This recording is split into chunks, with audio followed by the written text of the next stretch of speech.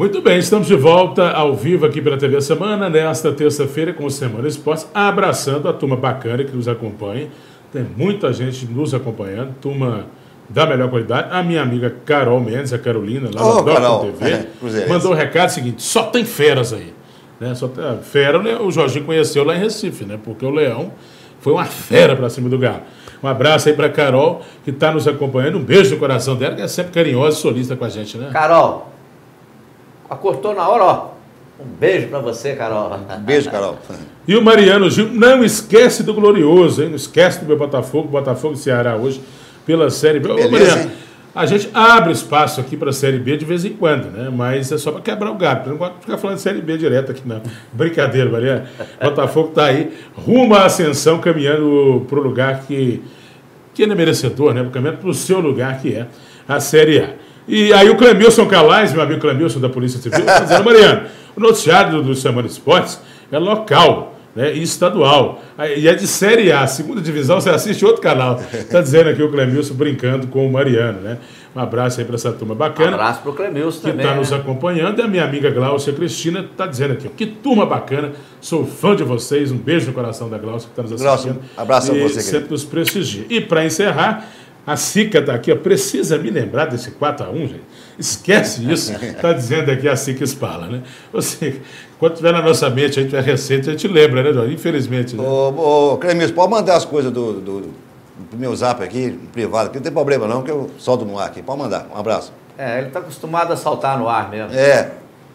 Bom, e o Pedro Marreta está dizendo assim, ó: tô vendo o programa, sempre assisto. Um abraço para mim, então um grande abraço por atleticano Pedro Marreta, que está nos assistindo. Fala agora com o Pedro Marreta. Ô, Marretão. Fala de 4-1 agora em cima dele.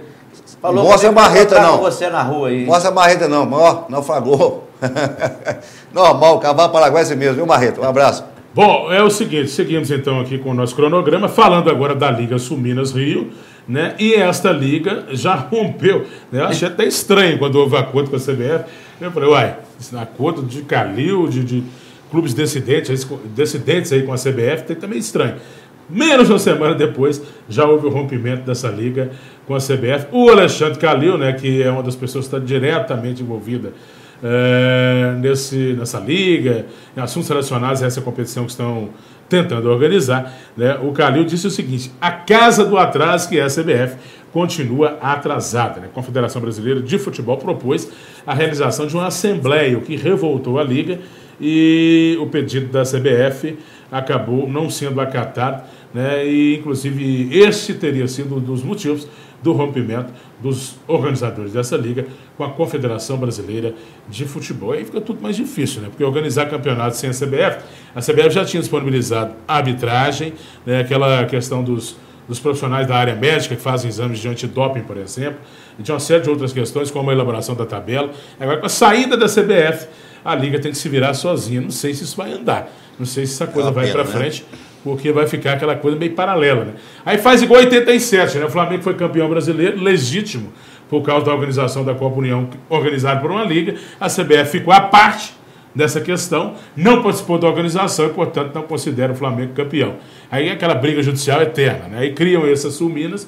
Se a CBF não der o seu aval, se não pedirem bênção à CBF, quem for campeão não terá aí o selo da Confederação Brasileira de Futebol. Se bem que ter selo de uma confederação composta por bandidos como a CBF, por crápulas como a CBF, quando o presidente da CBF não pode nem viajar para fora do Brasil porque será preso, eu não sei se isso é mérito ou se é demérito, eu não sei como é que vocês pensam.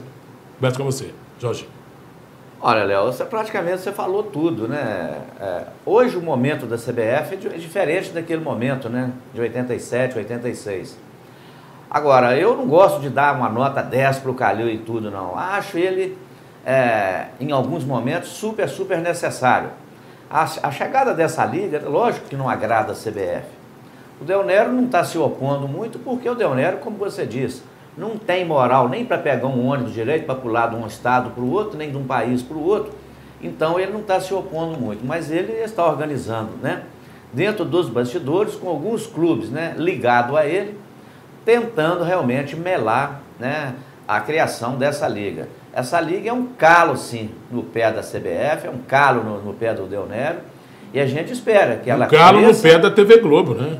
Porque a união dos clubes e a solidificação dos clubes, os clubes unidos podem ser mais fortes. Isso pode aumentar o poder de barganha, até exigência contratual, não só relacionada a essa competição, mas o Campeonato Brasileiro. Por exemplo, a gente está num período aí em que há a pretensão da Rede Globo já renovar contrato com os clubes até 2020, por exemplo. O término será em 2017, ela já está pensando na frente. E se os clubes entenderem que juntos são mais fortes, eles podem ter uma voz e um direito de barganha maior. Isso vai fazer com que a Poderosa abra, né? Seja necessário que ela abra os seus cofres.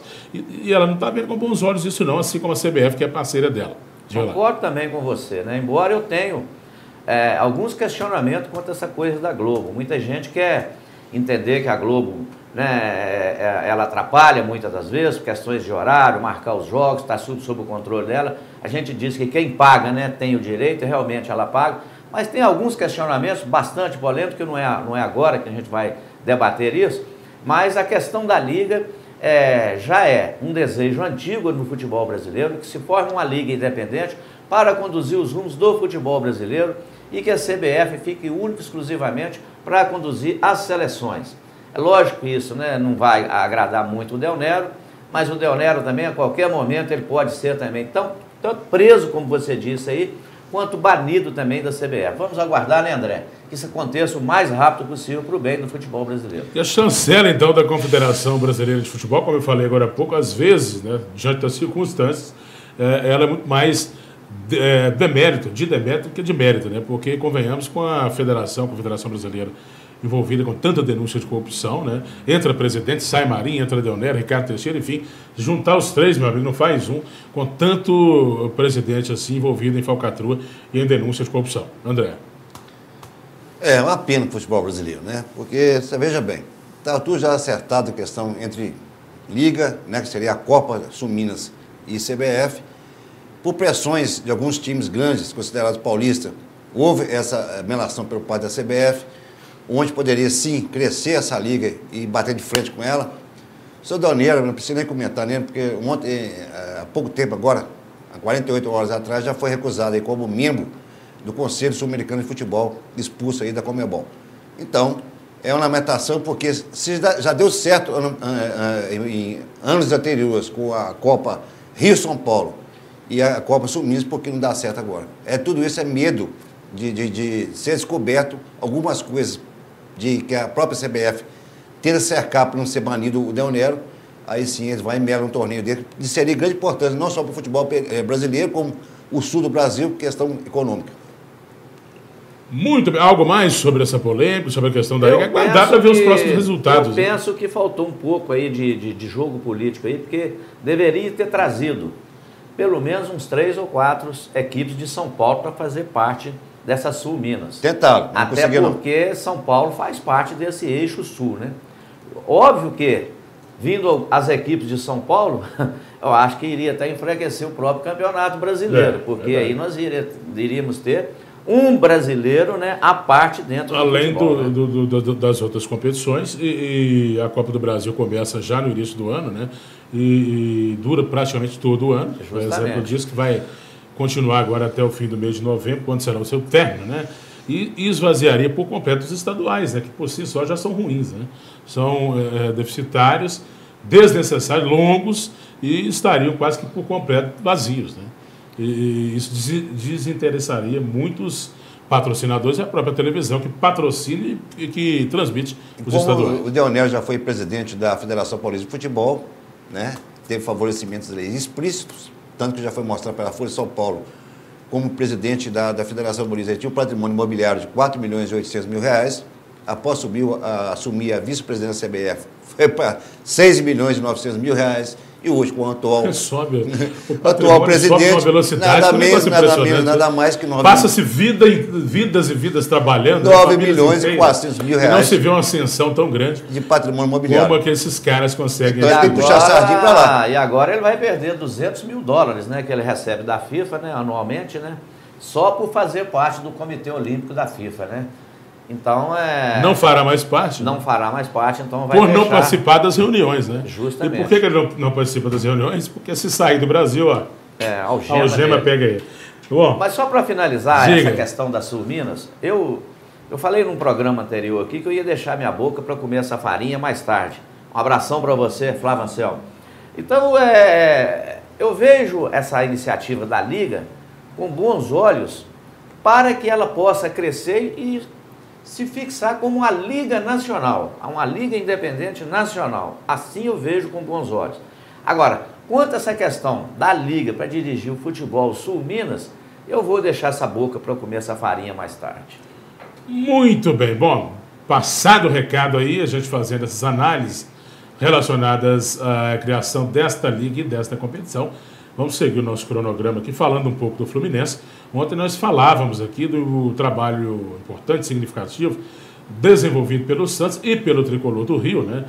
Relacionado aí à revelação de jovens valores do trabalho que é feito na base, né? E, coincidentemente, ontem nós tivemos um dos jogadores do Flu, que está sendo tratado como uma joia lá no Tricolor, dando a sua primeira entrevista na tarde de ontem, lá nas Laranjeiras. Trata-se do lateral esquerdo, Ayrton, né, que é a primeira vez dele como jogador profissional e, inclusive, então, concedeu a sua primeira entrevista, brincou com os jornalistas, né, com a aparelhagem que estava sendo usada aí para a cobertura dessa entrevista. A gente tem outros jogadores também que vêm se destacando, como o Marcos Júnior, o Gustavo Scarpa. Tem imagem aí, gente, se puder colocar para a gente, né? Eles aproveitaram lá para brincar com os jornalistas, mas fato é que é uma questão que tem que ser frisada, Jorginho. Está aí para você o Ayrton, lateral esquerdo do Tricolor, né? É uma questão que tem que ser frisada, que é esse trabalho bacana que é feito na base, né? A chamada base de Xerém, né? O trabalho feito pelo Fluminense na Baixada Fluminense no Rio de Janeiro, né? E que tem, sim, revelado esses bons valores. Quem sabe, a gente fala tanto sobre isso aqui, né? Esse é o caminho para o futebol, ao invés de se contratar jogadores aí a preço de ouro, né? Caríssimos. Se investe na base, às vezes investimento menor, com estrutura adequada, acaba fazendo com que esses jogadores sejam revelados, né? Olha, o trabalho de base no futebol brasileiro, embora, né, o destaque hoje é o Fluminense aqui, a gente sabe que o Santos também faz um bom trabalho, mas o Cruzeiro faz um grande trabalho, o Atlético faz um trabalho também excelente, o Internacional faz um grande trabalho, as grandes equipes do futebol, o São Paulo faz. A questão é que a gente vê que se revela poucos jogadores para o futebol brasileiro, porque esses jogadores já com 14, 15, 16 anos já na base já estão sendo negociados para o futebol europeu, futebol árabe, futebol russo, futebol turco, futebol português. Então, isto faz com que a gente não vê o sucesso desses jogadores. Não sei se o André pensa assim também.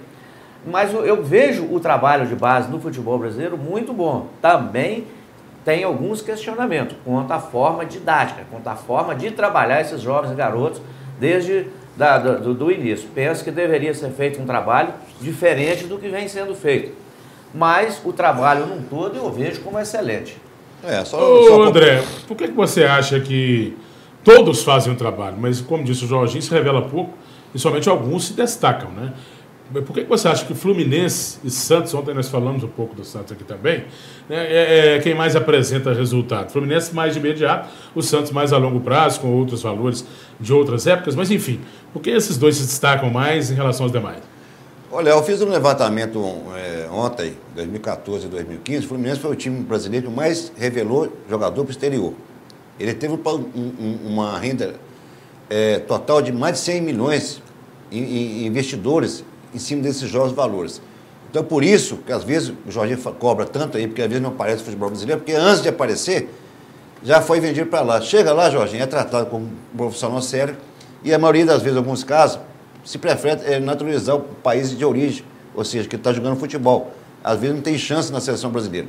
Então, é lamentável, e agora tem que louvar, sim, esse trabalho de base, porque realmente nós temos aí, além desse que apareceu no vídeo aí, tem outros também que já está vendido para o Milan, vai ser agora no final do ano, foi a maior negociação da história. Tem o Gerson. O Gerson foi a maior negociação de categoria de base negociada hoje no futebol brasileiro. Tem o Ayrton, a gente viu ali, tem o Gustavo Scarpa, que também foi mostrado, e na medida que eles vão se destacando, as propostas do exterior vão chegando. Bom, vamos fazer o intervalo então, nosso tempo desse bloco já se esgotou.